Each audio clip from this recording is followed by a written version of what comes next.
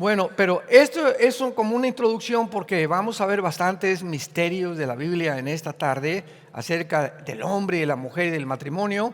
Y vamos a comenzar con el capítulo 3 del Génesis. Y vamos a ver algunas cosas muy importantes acerca de lo que las mujeres deben de saber de nosotros. Ayer ya vimos, ¿verdad?, que los hombres tenemos que aprender a amar a nuestra esposa como Cristo amó la iglesia, respetarla, considerarla, poner atención cuando nos hablan, cuando comienzan a platicar, no darles el avión, sino estar atentos porque les interesa a ellas eso. Platicar es una de las cosas que así las hizo Dios, ¿verdad? Y pues no los vamos a cambiar. Y hay otras que hasta nos atarantan, ¿verdad? Dice la Biblia que como gotera de lluvia en un cuarto es la mujer rencillosa. O sea, una mujer que está duro contra el esposo, ¿verdad? Pues hay un momento en que dice, ¿sabes qué? Me voy otra vez con mis papás a dormir o me voy al patio con mi perro mejor, porque ya no soporto todas las cosas que me estás diciendo. Muy bien, no me quiero adelantar. En el capítulo 3 del Génesis se describe la caída del ser humano. Estén conscientes de estas verdades. A través de toda la historia, la psicología, la literatura, la sociología, la política, diversos literatos, psicólogos, politólogos, escritores han tratado de definir cuál es el problema humano. El problema que conocemos que se llama el mal. Carlos Marx, 1854, por 50 más o menos, escribió su libro El Capital, el Manifiesto Comunista. Yo les compartí a ustedes que antes de que mi hermano Alejandro me guiara a Cristo, formé parte del Partido Comunista Mexicano. Yo estaba convencido, ¿verdad?, de que era este sistema de la dialéctica materialista, marxista y engeliana la respuesta a un cambio social. Como todos los jóvenes, ¿verdad?, son idealistas, y yo vi, mi papá estuvo en la política mucho tiempo, me decepcioné muchísimo, y sobre todo que antes de morir mi padre me dijo, nunca te vayas a meter a la política. Es el medio ambiente más sucio en el cual tú puedas involucrarte. Era muy religioso mi padre, traía su cordón de San Francisco de Asís, pues éramos católicos como la mayor parte en Latinoamérica. Nunca fue a misa, pero él siempre era amigo de los sacerdotes, invitaba al obispo a comer a la casa. Teníamos una Biblia en la casa con un candado que hasta que llegara 15 días el obispo, él tenía la llave del candado y con el permiso, el imprimatur del obispo, podíamos leer la Biblia. Esto se quitó en 1961 con el Papa Juan XXIII en el Segundo Concilio Vaticano. Juan XXIII, el Papa gordito, simpático, de los mejores papas que Roma ha tenido, fue el que comenzó, imagínense ustedes, fue el primer Papa que comienza a leer la Biblia. Y comienza a espantarse como lo hizo Martín Lutero con la Reforma. Y comienza Juan 23 a leer la Biblia y dice, es que es un libro para el pueblo, para el vulgo. ¿Por qué estamos prohibiéndole que nosotros tenemos la autorización para poner el imprimatur y decir lo que tiene que leer y lo que no tiene que leer? Entonces Juan 23 quitó esto, quitó el latín. ¿Se acuerdan ustedes los que por los 60 éramos todavía chamacos?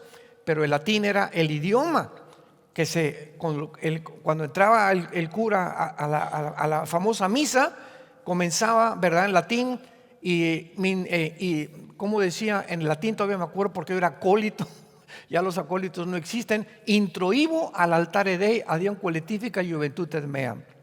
Me introduzco al altar de Dios a ofrecer el sacrificio por los vivos y los muertos.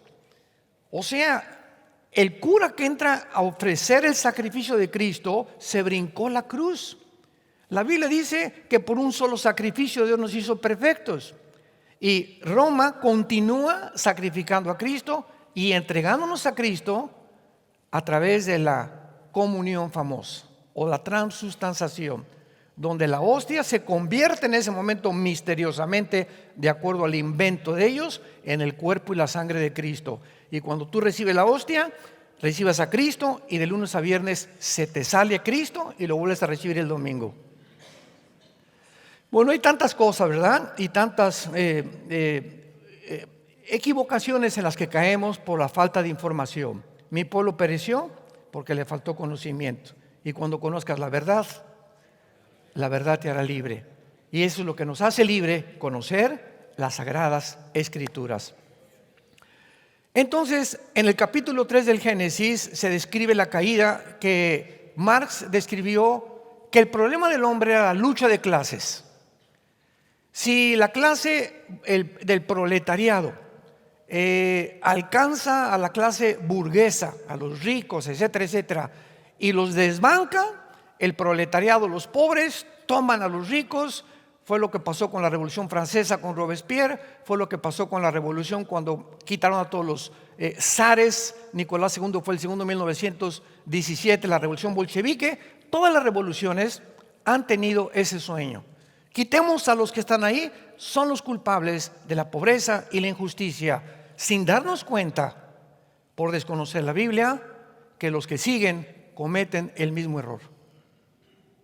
O sea, nadie va a cambiar nada más que Dios y más que la predicación del Evangelio de la gracia de Cristo. El ser humano, su problema no es social. Se equivocó Carlos Marx profundamente en esto. Vino después Sigmund Freud. No, de acuerdo a mí, el problema está aquí, en la psique, y descartó el área espiritual, que es el área más importante en la Biblia. Entonces, Freud se concentra en tratar de hipnotizar a enfermos de neurastenia, y a través del hipnotismo sacarlos del consciente al inconsciente para ver el subconsciente, regresarlos al consciente y determinar si inconscientemente su problema se encontraba en un problema del medio ambiente o de la sexualidad infantil.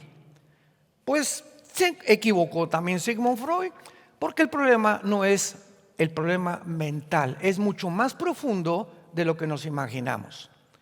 William Shakespeare, un gran literato inglés, el problema del ser humano es el defecto trágico, así le llamó en la obra de Hamlet, ser o no ser, ¿se acuerdan? Ahí el problema, to be or not to be.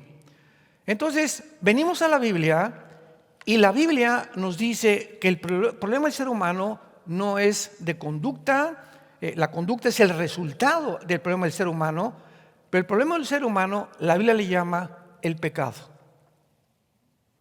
El pecado. Si Carlos Marx hubiera sabido que el pecado es el problema que mueve al ser humano a las revoluciones, si Sigmund Freud hubiera sabido que no es el problema de la conducta, porque tú puedes cambiar a una persona y ya no fuma, ya no toma, ya no adultera, pero interiormente continúa en una guerra hacia Dios y sus mandamientos. Si William Shakespeare hubiera sabido que no solamente es un defecto trágico con el cual nacemos, sino que es mucho más profundo. Si Carlos Darwin hubiera podido conocer que el ADN era descubierto, Carlos Darwin no hubiera escrito su libro, el libro de las especies, porque él creía que el problema del ser humano era el medio ambiente, ¿verdad? Y un problema de evolución accidental. Y Carlos Darwin fue un hombre honesto, fue un inglés en la isla de los Galápagos, ¿verdad? Cerca del Ecuador. Comenzó a investigar si los pericos o los pajaritos cambiaban el pico por algo, porque unos con cola, porque otros con cola. Pues sí, era un investigador sincero. Y en su libro de las especies él escribe: a lo mejor puede ser, chance y, es accidente, no estoy seguro. Esto no es un lenguaje científico, señores maestros que nos visitan o nos escuchan por la televisión. Esto no es un lenguaje científico. Carlos Darwin no se podía considerar un científico, sino un investigador. Si hubiera conocido el ADN, Carlos Darwin no hubiera escrito el libro de las especies, porque era mucho más profundo de lo que él creía. La Biblia dice que el pecado es la rebelión contra Dios, de una forma clara y definida. ¿Qué es el pecado? Que cuando Dios nos creó puso una línea. Él es el creador, el diseñador, el que hizo el universo, y vemos un diseño alrededor nuestro y un orden.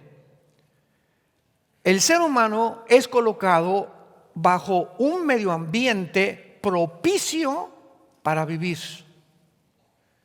En ninguna otra parte de nuestro sistema y de la Vía Láctea existe la combinación del 85% de nitrógeno con un 10% de oxígeno y otros gases que forman el aire que respiramos. No existe pasando la atmósfera. Vean cuántas coincidencias. Entonces es imposible salir del mundo y decir vamos a ir a Marte. Eso es una marihuanada. Vamos a vivir en la luna. Imaginémonos nada más qué pensamientos tan tontos tenemos, llamándose científicos, profesan ser sabios, profesan ser necios. Para vivir en otro lado necesitamos el oxígeno a fuerza y el agua también. Entonces Dios nos pone plantas que producen la clorofila con la combinación del sol, la inclinación de la tierra, 23 grados sobre su eje, tiene que agitar la tierra en su movimiento de rotación perfectamente bien en 24 horas y comienza a trasladarse en 365 días alrededor del sol en un movimiento perfecto para que pueda haber 4 estaciones: primavera, verano, otoño e invierno, en un desarrollo perfecto, sincronizado, cronológico, que solo una inteligencia lo pudo hacer. Entonces todo aquello que nos rodea, y cuando se descubre el ADN, en los billones de células tenemos un código, un programa. Si yo voy por la calle y me encuentro un programa, un software, y lo meto en la computadora y me sale algo ahí completamente inteligente, yo no puedo decir lo hicieron los caracoles del mar. Por accidente la tierra se juntó, se hizo un movimiento ahí de ácidos y produjeron esta inteligencia. No puede ser. Tú vas por la calle y encuentras un papel que dice: Chencho, te amo, no te cuites y me dejates. Inmediatamente yo no voy a pensar que un pescado hizo eso en el mar. Aquí hay palabras, aunque no muy sabias, pero que están describiendo que una persona está triste porque lo dejó su novio o su esposo. Entonces estas personas, este recado no lo hizo un caracol, no fue por accidente, porque si pensamos que así fue, estamos violando la ley de la lógica más elemental. Entonces, ¿cómo es posible que podamos llegar a concluir que el código, la información que traen nuestras células, el ADN, puede haber sido hecho por un accidente? Y ahí está cuando se juntan los cromosomas de tu papá y de tu mamá y viene la fertilización. En ese momento, ¿quién le dice: tú vas a ser hígado, tú vas a ser corazón, tú vas a funcionar con los pulmones, tú vas a hacer los intestinos, y todo dentro de nuestro cuerpo como una máquina perfecta sincronizada? Los intestinos están conectados con el corazón, con el sistema nervioso, con el sistema cardiovascular, con el sistema gastrointestinal, con el sistema del corazón, cardiovascular, etcétera, etcétera. Neurológicamente, todo nuestro cuerpo es una máquina perfectamente bien diseñada que trabaja todo, con la piel, con los músculos. Tiene que haber sido alguien inteligente para que, como decía Blaise Pascal, matemático francés, cristiano, escribió cantidad de libros del Apocalipsis. Blaise Pascal dijo: para que una persona pueda creer que fue el mundo y el hombre un accidente, hay probabilidades de 10 a la 24ª potencia para que esto sea verdad. O sea, es ilimitada las falta de posibilidades que se pueda decir es que todo fue por un accidente. Es la estupidez, la ilógica, la irracionalidad más grande que un ser humano que se llama inteligente o científico o médico o filósofo pueda llegar a concluir. Así lo califica Dios: una persona irracional. El ateísmo es la demostración más grande de la irracionalidad y la estupidez del pensamiento humano. Dice Génesis 3, la serpiente era astuta más que todos los animales del campo que Jehová Dios había hecho, la cual dijo a la mujer: con que Dios os ha dicho, no comáis de todo árbol del huerto. Me detengo ahí rápidamente. La Biblia describe a Lucifer o a Satanás o al diablo, que son títulos, como una serpiente desde el principio de la creación. No ha habido ni los sumerios, ni los acadios, ni los escitas, ni los mongoles. Mencióname en Mesopotamia, los babilonios, los asirios, la cultura y la civilización que tú quieras. Todos desde el principio han adorado una serpiente. En México, ni más ni menos, tenemos a la serpiente Quetzalcóatl. En Mérida, en Yucatán, en las ruinas arqueológicas, que significa la serpiente emplumada. Y si ustedes van el 21 de marzo a Yucatán, ahí se juntan miles de personas de Europa y del mundo a ver un fenómeno. Está la pirámide de Quetzalcóatl, y a las 3 de la tarde el sol comienza a bajar, y la base de la pirámide es la cabeza de una serpiente en Yucatán. Y baja así el sol, y comienza un fenómeno impresionante. Comienza el sol a verse como una serpiente, comienza a bajar alrededor y se embona finalmente con su cabeza en el cimiento de la pirámide. Impresionante. Y por todos los vemos los famosos en Italia, los gargantúas, ¿verdad? Y todos los Godzilla, todo aquello que parece una serpiente. Y siempre ha sido la serpiente el símbolo del mal. ¿De dónde vino esto a todos los seres humanos? ¿De dónde vino esto? La serpiente era astuta más que todos los animales. ¿Cómo sabemos que no era una serpiente o un reptil literal? Porque los animales, reptiles, aves, peces, ninguna creación fuera del ser humano, Dios le concedió la conciencia de un Dios más que a nosotros. Nunca verás a los conejitos: te adoraré, adoraré. Y cuando vemos que esta serpiente hablaba y le decía al ser humano: con que Dios ha dicho, nos damos cuenta que no era una serpiente. Aquí hay un ser disfrazado, camuflajeado de una serpiente, que conoce y tiene conciencia de Dios. No puede ser más que una entidad espiritual superior a nosotros. ¿Qué es lo que es? Lucifer. Entonces inmediatamente descubrimos, ¿verdad?, que es una metáfora, que no es así, pero Dios tuvo un propósito de esconder a Satanás detrás de una serpiente. Y vean el primer ataque a la primer pareja de seres humanos. ¿En qué consistió este ataque? Que es el ataque que se repite por toda la historia humana: con que Dios ha dicho. ¿De veras te ha dicho Dios que no tengas relaciones sexuales antes de casarte? Mira, no seas mocha ni mojigata, pareces monjita. ¿Qué de veras te ha dicho Dios que no digas groserías? ¿Te ha dicho Dios que no te emborraches? ¿Te ha dicho Dios que no cometas adulterio? ¿Te ha dicho que Dios, que solamente Jesucristo es la verdad? ¿Que no hay más verdades?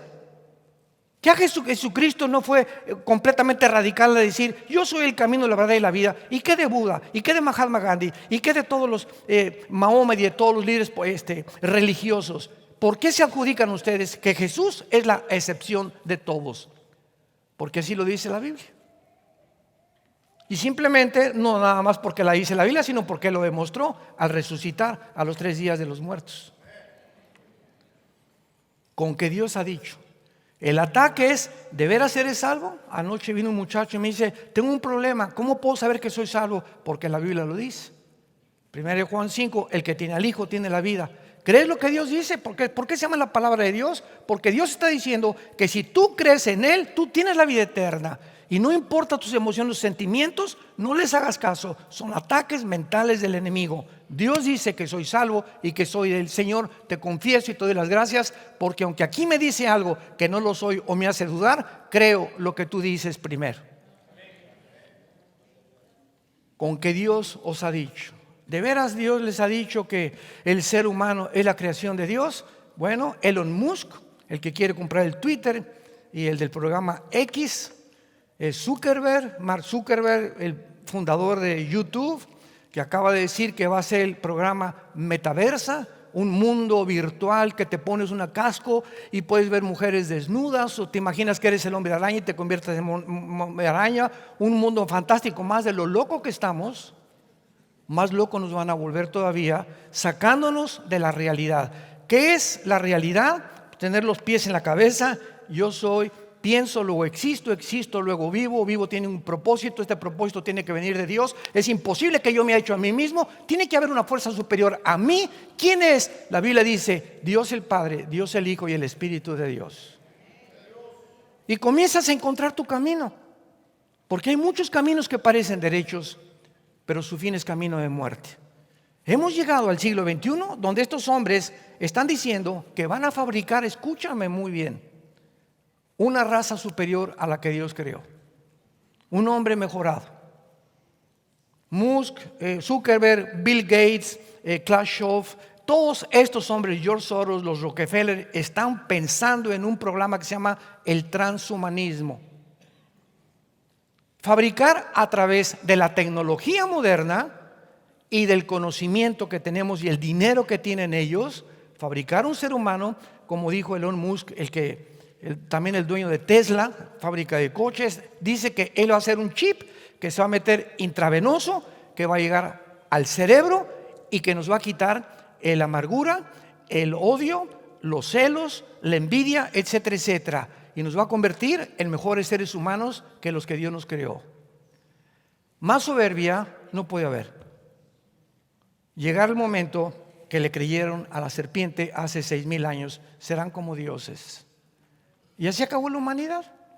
Vean ustedes la tecnología actualmente, toda dedicada a mejorar a un ser humano a través de los inventos y del dinero que tienen. Con que Dios les ha dicho, de veras Adán y Eva te dijeron que ese árbol no lo pruebes. Y la mujer respondió a la serpiente, del fruto de los árboles del huerto podemos comer, pero del fruto del árbol que está en medio del huerto, dijo Dios, no coman de él ni le toquen para que no mueran. Entonces la serpiente, a los que les interesa, es la palabra en el hebreo es Nahash, que se tradujo serpiente, Nahash, que significa un ser resplandeciente o de luz. Entonces ya el original hebreo nos comienza a mostrar, ¿verdad?, que con lo que se enfrentó Eva, se tradujo serpiente, pero era una entidad espiritual que tenía la seducción suficiente para atraer a la primera mujer. Nos imaginamos que era bellísima, ¿verdad?, Eva, y muy bien parecido a Adán, porque eran la primer pareja que Dios creó, sin ningún defecto. Pero este ser resplandeciente tenía la seducción y la atracción para haber atraído a Eva a que platicara con ella y convencerla que este ser era más inteligente que Dios. La serpiente le dijo, no morirán, sino sabe Dios que el día que coman de él serán abiertos vuestros ojos y serán como Dios, sabiendo el bien y el mal. Y desde entonces, no es coincidencia, señores filósofos, antropólogos que nos visitan, señores médicos, psicólogos, psiquiatras, no es coincidencia que desde entonces el ser humano ha creído que puede ser papá, que puede ser hermano, que puede ser hijo, puede ser gobernante, puede ser profesionista, puede ser futbolista, puede ser deportista, sin tomar en cuenta a Dios. Que podemos y tenemos la capacidad nosotros, como dijo el fundador de la cadena más grande de televisión en el mundo, CNN. El fundador de CNN se llamaba Ted Turner, que su última esposa fue Jane Fonda, la famosa artista que enseñaba aeróbics. Y Ted Turner, cuando tenía 18 años, tenía una hermana de 15 años que le dio cáncer. El fundador de CNN, ahorita tiene el 48% de las acciones, ya no es dueño de toda la cadena. Bueno, este fundador de Cena en esta se murió su hermana. Ellos iban a una iglesia bautista cuando eran jóvenes y le pidió a Dios: Señor, te pido por mi hermana. Se murió su hermana de cáncer y él se decepcionó con Dios y dijo: ¿por qué no sanaste a mi hermana si yo te pedí que la sanaras? Sin entender los pensamientos de Dios, desde luego. Y entonces se volvió ateo y escribió los 10 mandamientos de Ted Turner.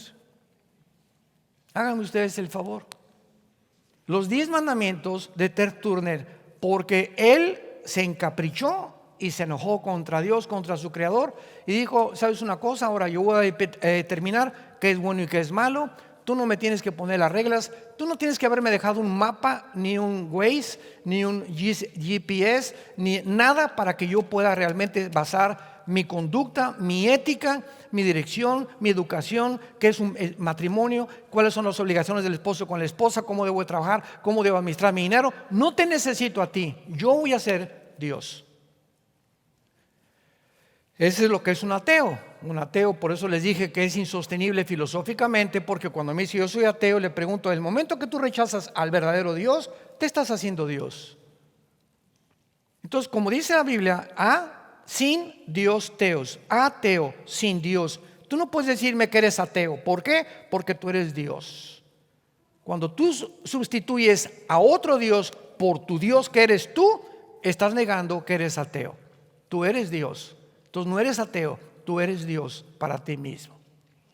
Filosóficamente lo destruyes, porque no se puede sostener tantos silogismos absurdos filosóficamente. Llegamos al punto en que el ser humano cae en esta trampa y la pregunta rápidamente es: ¿Adán y Eva fueron criados perfectos? ¿Lucifer fue creado perfecto? Dice Ezequiel 28, síganme con mucho cuidado, vamos a profundizar un poco más. En Ezequiel 28 dice la Biblia que Satanás fue la creación más inteligente, maravillosa que Dios ha creado, y Satanás, Lucifer, que es un hombre, no era un ángel. Es una equivocación que le llaman el ángel caído. Los ángeles caídos son los principados que están debajo de él. Lucifer era un querubín. ¿Y qué es un querubín?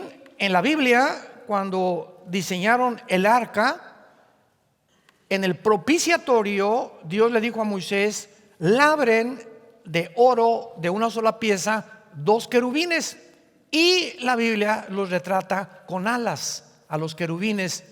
Y están descritos en el propiciatorio, que era una cajita donde se encontraba la vara de Aarón, los 10 mandamientos dentro del propiciatorio y el maná. Y ahí se derramaba la sangre el sumo sacerdote una vez al año. Y arriba 2 ángeles mirando a la sangre. Y dice la Biblia que los querubines representan la santidad de Dios. Cuando Dios expulsó a Adán y Eva del huerto, puso un querubín con una espada en la entrada del huerto para que no regresara nadie al huerto, al paraíso, sin antes haber cumplido la justicia que representa la espada y la santidad que representa el querubín. Entonces Dios le prohíbe al ser humano: no pueden volver a acercarse a mí hasta que la justicia y la santidad sea cumplida. Pero como somos pecadores, alguien superior a nosotros tenía en una cruz que pagar por nuestros pecados.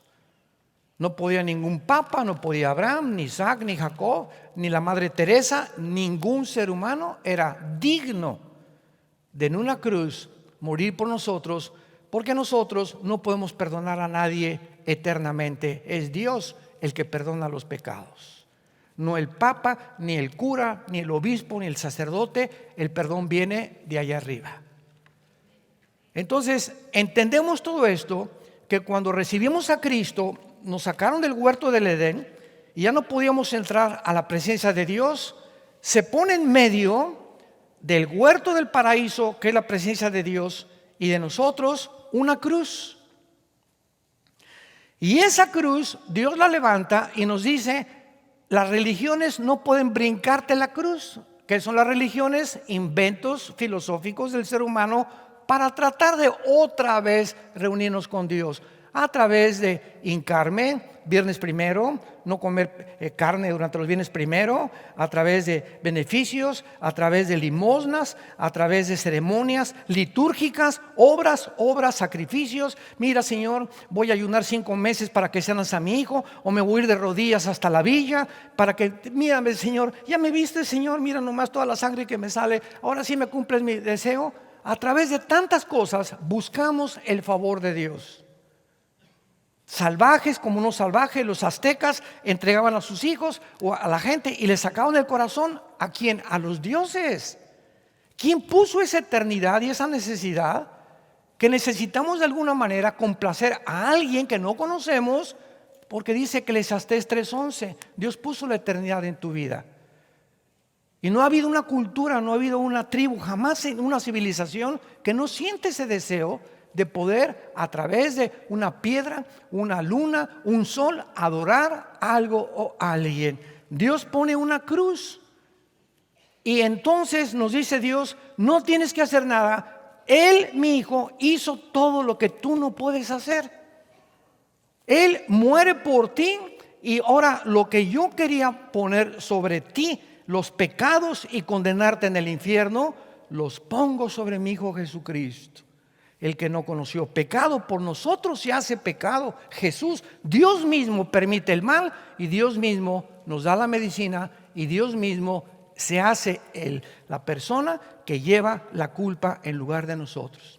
Cualquiera que diga, ¿qué culpa tengo yo de que haya nacido sin pecado? ¿Qué culpa tengo yo de Dios de que hace 2000 años un par de mensos ahí se comieron una fruta? No tienes ninguna culpa.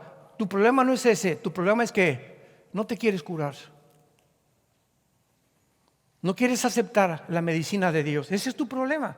Y cuando te condene Dios eternamente, no vas a llegar. Es que yo no tengo la culpa, ¿no? Te doy crédito por eso. Tu problema no fue ese. Tu problema es que cuando te ofrecí la medicina, no te la quisiste tomar. Pues muérete con tu enfermedad que se llama pecado. Entonces pone Dios en medio a la cruz. Cristo muere por nosotros. Creo, le digo a Jesucristo, creo en ti. Y entonces Cristo me dice, ahora queda el camino limpio. Y ahora todos nosotros podemos llegar otra vez al paraíso, a la presencia de Dios, sin curas, sin obispos, sin papas, sin intermediarios, por la sangre preciosa de Jesucristo. Con estas palabras es lo que la Biblia nos muestra, el regreso a Dios. Jesús logra con su sangre, con su muerte, el regreso al paraíso.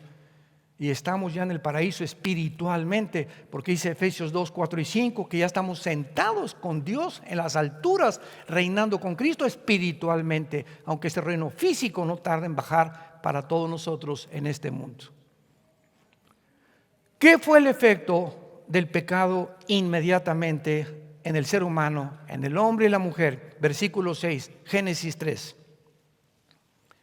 Y vio la mujer que el árbol era bueno para comer, agradable a los ojos, codiciable para alcanzar la sabiduría.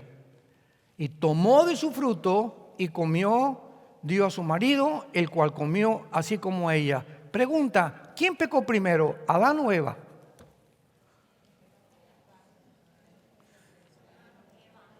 No le saquen. Las mujeres... Fue la mujer la primera que pecó. Muy bien, no hay ninguna duda al respecto. Ahora, si fue la mujer, ¿por qué Romanos 5:12 dice que el pecado entró al mundo por un hombre? Vean, entró al mundo a través del varón, no de la mujer. Oye, Pablo, te equivocaste, échale la culpa a ellas. Bueno, hasta que se descubre la genética, encontramos que los portadores de los que transferimos el pecado somos nosotros genéticamente a través de nuestro esperma Y. La mujer recibe, ¿verdad? No significa que no haya pecado, pero nosotros somos los que lo transmitimos. El varón es el transmisor del pecado. Y esto claramente lo podemos entender porque cuando encontramos en la genética el cromosoma Y, cuando viene el ángel y le dice a María, María, vas a ser mamá, pero ni a Cancún hemos ido, es luna de miel, Señor. Mira, María, no te preocupes, ¿verdad? Vas a ser cubierta por el Espíritu de Dios. Fue con José, y también José, si ves que le comienza a crecer la pancita a tu esposa, no te preocupes, ella ha sido y va a ser engendrada por el Espíritu Santo. En otras palabras, el Salvador tenía que ser varón, no mujer. Y si iba a ser varón, tenía que tener el cromosoma que no tienen las mujeres, el cromosoma Y.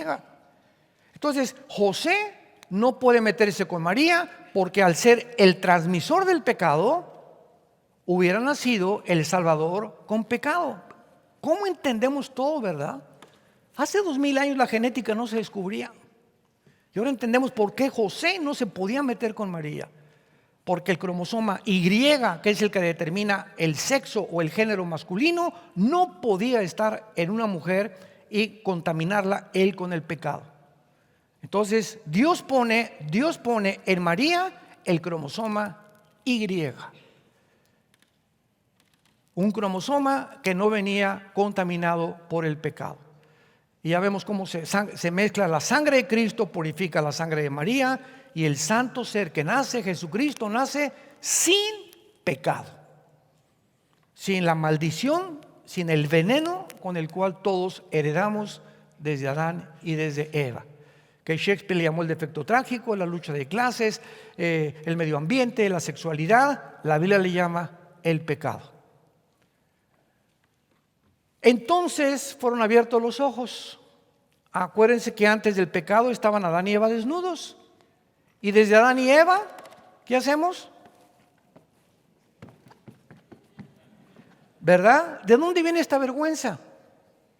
¿De dónde viene la vergüenza de tapar nuestros órganos genitales? ¿De dónde viene la vergüenza?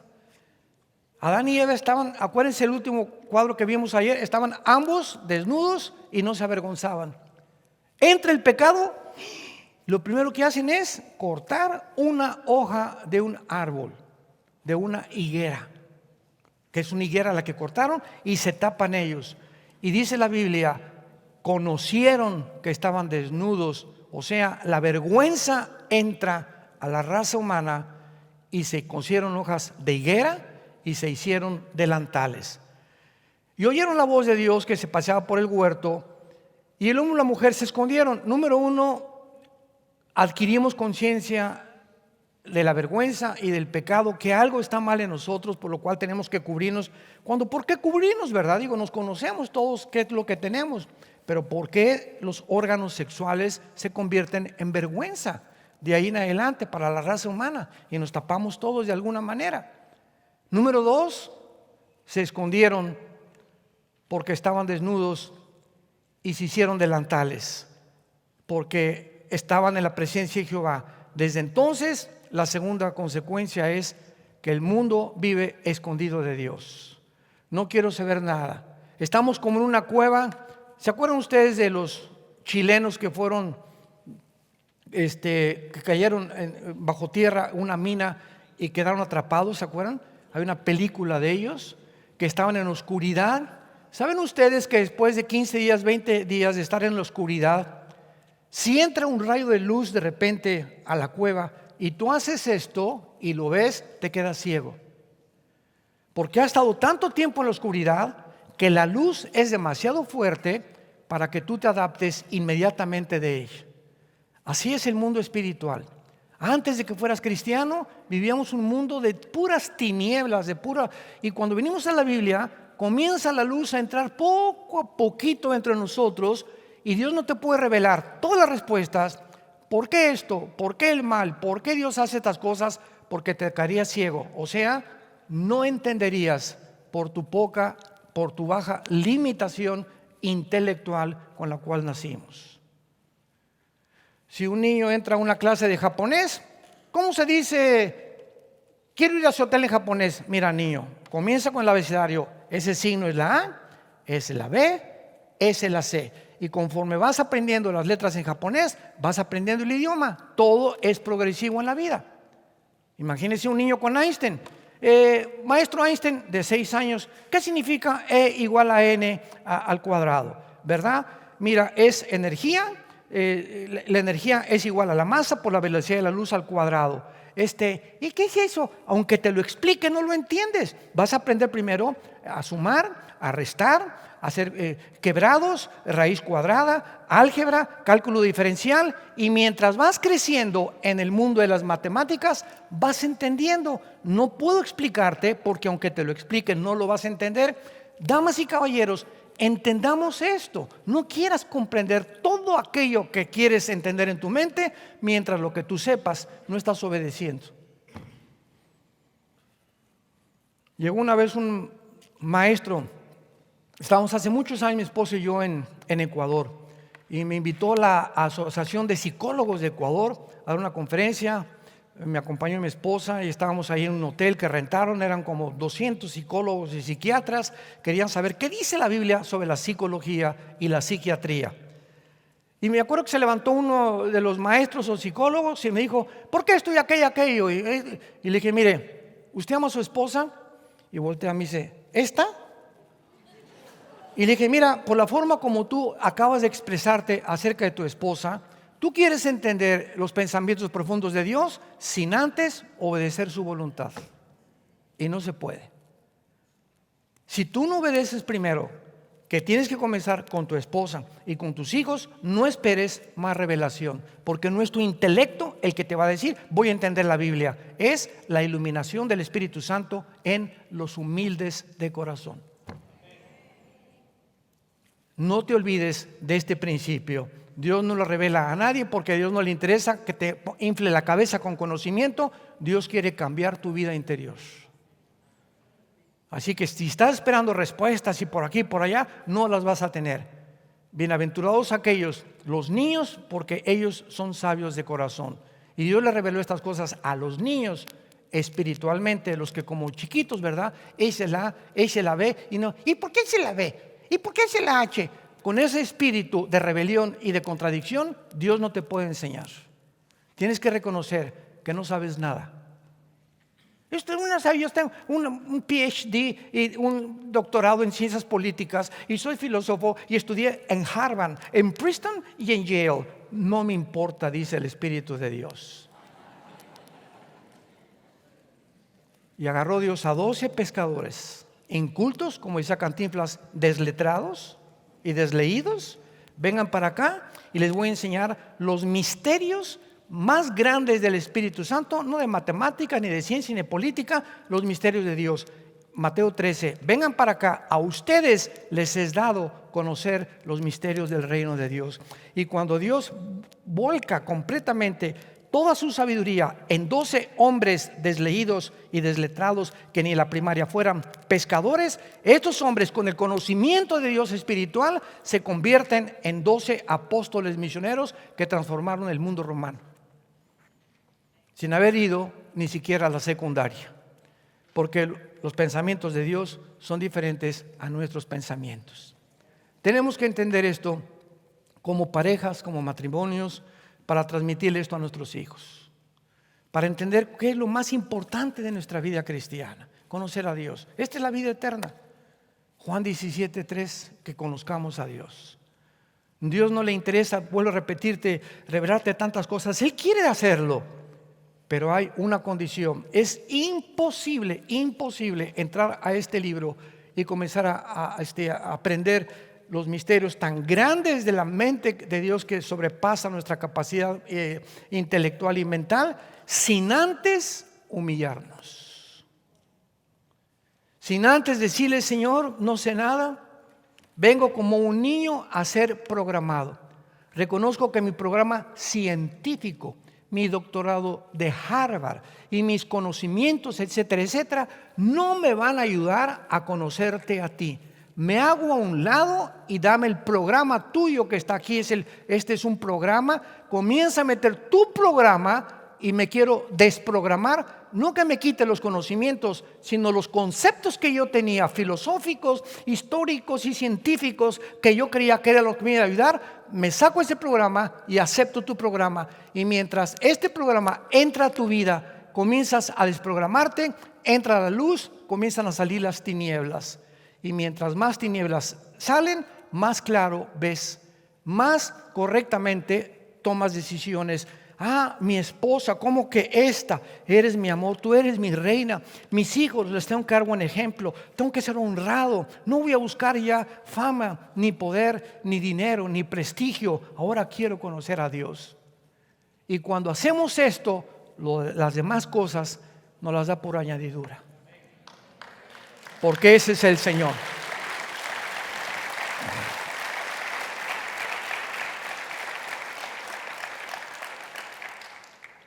Bendito sea el Padre y Dios de Jesucristo nuestro Señor. Te damos gracias por tu inmensidad.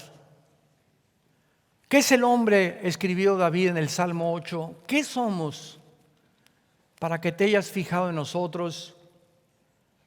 Para que tú, el creador de las millones, billones de galaxias, planetas, estrellas, del ADN de nuestra sangre, de la atmósfera, del orden y el diseño del universo, hayas bajado a este planeta tan insignificante que es la Tierra. Un puntito insignificante en tu universo. Aquí bajaste, Señor. Naciste de una mujer igual que todos nosotros y viviste en un esperma 9 meses. El creador del universo se metió a un esperma. Naciste como cualquier niño, pero lleno de sabiduría y de inteligencia y conocimiento espiritual, que asombraste a los sabios de tu pueblo, Señor Jesús, cuando tenías 12 años de edad. Creciste y escogiste no a sabios ni entendidos, porque lo sabio de Dios es más fuerte que los hombres, y lo necio de Dios es más sabio que nosotros. No escogiste a ilustres pensadores ni filósofos, escogiste a 12 hombres sencillos, pescadores, burdos, hostiles, llenos de defectos, para trabajar en sus vidas y convertirlos para tu gloria en tus misioneros. Tú, el creador del universo, te hincaste delante de estos pescadores, te pusiste de rodillas, te amarraste una toalla en el cuello, llenaste una bandeja de agua y tú, Dios, tú que nos hiciste a nosotros, nos lavaste los pies. Dios es un Dios humilde. Es un Dios manso. Es un Dios lleno de amor eternamente por sus criaturas, que después de todas estas cosas le colgaron en una cruz. Cuánto odio, cuánta envidia, cuántos celos tuvieron de ti, Jesús, los sabios y los religiosos de tu época. Y en esa cruz, después de ser flagelado, despedazado su pecho y su espalda con los látigos, habiendo tenido y sufrido pérdidas de sangre innumerables, te ponen espinas en la cabeza, clavos en las manos, clavos en los pies, y te levantan entre el cielo y la tierra. Y ahí levantado nos perdonas. No nos condenas, sino nos dices: les amo. Aquí es en esta cruz donde dice el Padre: les muestro mi amor. El que no conoció pecado se hace pecado por ustedes, y ya no te tengo que castigar, para que comprendas mi amor. Ahí está toda mi sabiduría, dice Dios. En esa cruz es el centro del universo, la cruz de Cristo. Ahí se encuentra mi odio por el pecado. Que Dios, en lugar de castigarnos, no perdona a su Hijo. Dios no perdona a su Hijo porque te ama.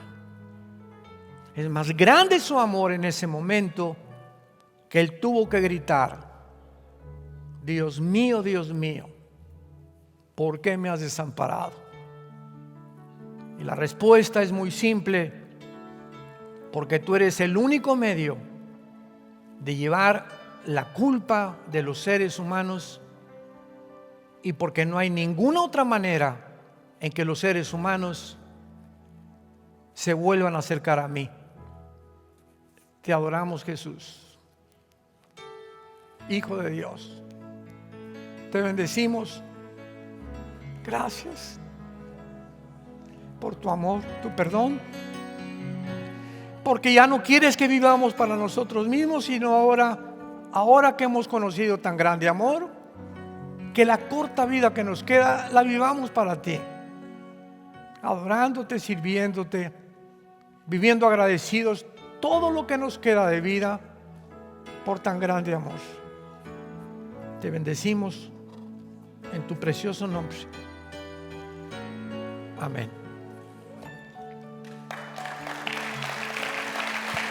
Amén. Gracias, Señor.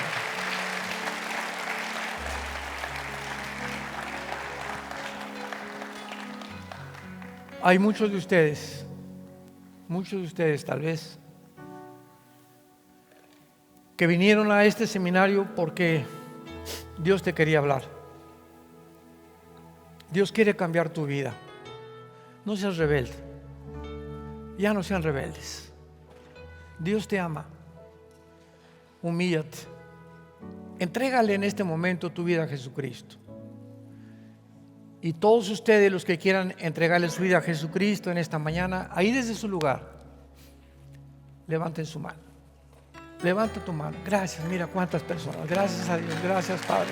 Gracias, que Dios los bendiga. Gracias, gracias allá atrás también. Gracias, que Dios los bendiga. No han venido ustedes a ninguna religión. El cristianismo, desgraciadamente, calificado por los medios masivos de comunicación como religión, por ignorancia, el cristianismo no es una religión, es una relación personal, viva, orgánica, dinámica con alguien que vive. Los budistas es una religión atea, no tienen religión con Buda. Los musulmanes oran y oran y oran sin tener comunicación con Alá. Los hindúes traen 6 millones de dioses. El cristianismo es encontrarte con alguien que hace 2000 años fue enterrado, crucificado y resucitado. Se llama Jesús, Jesucristo. Y porque Él está vivo, tú le entregas tu vida y comienzas a conocerlo a través de la Biblia, para que a través de Jesucristo conozcas al Padre. Porque nadie conoce al Padre sino el Hijo, y el Hijo a quien Él lo quiera revelar. Una vez que has recibido a Cristo, comienza hoy a leer la Biblia. Todos los días adquiere el bendito hábito de leer la palabra de Dios. Levántate en la mañana y: Señor, orar no es rezar. Padre nuestro que estás en los cielos, Santa María, Madre de Dios. Esos son rezos aprendidos de memoria. Orar es platicar con Dios. Ahorita en la comida, con tu esposa, con tus hijos: Padre, gracias porque te has revelado a mi vida. No entiendo muchas cosas, pero sé que vives. Te pido por este pescadito, por estas chalupitas, por estas enchiladas, lo que sea. Bendecimos el postre también, en el nombre de Jesús. Es todo. Antes de acostarte, no te acuestes como los animalitos. Señor, gracias en este día. No quiero pensar en nada la noche, quiero dormir tranquilo. Mañana tú me ayudarás. Confío en ti. A lo mejor ni amanecemos. Es vivir en paz, echando nuestra ansiedad sobre Él, porque Él tiene cuidado de nosotros. Les recomiendo que comiencen a leer el Evangelio de Juan. de ahí para adelante. La Biblia es como los libros hebreos que se leen aquí para la izquierda, los libros normales de la izquierda a la derecha. Comienza del Nuevo Testamento en adelante. El Antiguo Testamento lo entenderás después. Y en último lugar, ustedes que hoy levantaron la mano, cuéntenle a alguien lo que acaban de hacer. ¿Qué quiero decir? Hoy en la noche, si puedes, oye mamá, ¿qué crees? Recibí a Cristo. Ya te cambiaste de religión. No, mamá, recibí a Jesucristo en mi vida. A ver, explica, no tengo nada que contarte. Oye amigo, fíjate, compadre, ¿qué crees que tuve un encuentro con Cristo hoy? Oye, ¿de qué me estás hablando? Fíjate que no entiendo muchas cosas, solamente sé que Él vive. Solo sé que Él vive y que está en mi vida. Ya, así de sencillo. Así comencé yo a hablar a la gente. Oye, que ya dejaste, sí, mira, no, pero si quieres, ven, te invito a un estudio bíblico. O te invito a una reunión donde se predica la Biblia. O te invito a un seminario que nos van a hablar qué es el matrimonio a través de la Biblia. No tengo mucho pero lo único que sé es que Él vive. Era lo único que llenaba mi corazón el primer año de mi conversión. Y yo estaba seguro que Él vive y que estaba dentro de mí. No tenía respuestas y las fui encontrando poco a poco al estudiar las Escrituras.